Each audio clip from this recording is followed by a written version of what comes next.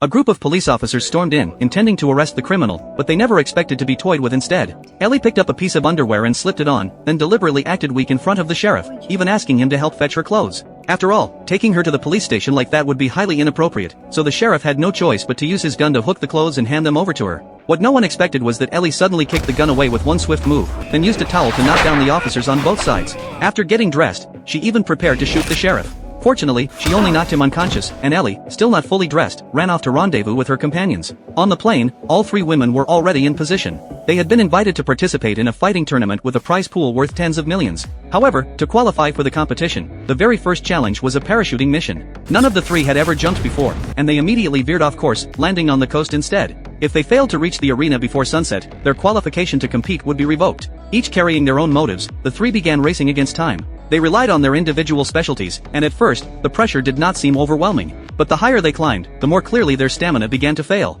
With the deadline rapidly approaching, cooperation became the only way to reach the arena. The three formed a human ladder using their bodies, taking turns climbing upward, placing the shortest one at the bottom. However, when she was climbing up, she nearly yanked off her teammate's pants. Fortunately, all three successfully arrived at the venue within the allotted time. At this point, the fighting tournament was about to begin. First, all contestants were required to undergo a comprehensive examination. They also had to be injected with internal monitoring robots. On the surface, this was done in the name of safety, but in reality, it enabled real-time surveillance of everyone's movements and served an even greater purpose. During a break, Jessica approached the organizers to inquire about her brother's disappearance. Tom claimed that her brother had been knocked off a cliff by his opponent, Roger, and was already dead. However, Alice refused to believe it. Seeing that Alice was growing suspicious, Tom had no choice but to arrange a match between her and Roger. This man possessed tremendous strength and repeatedly beat Alice until she had no chance to fight back.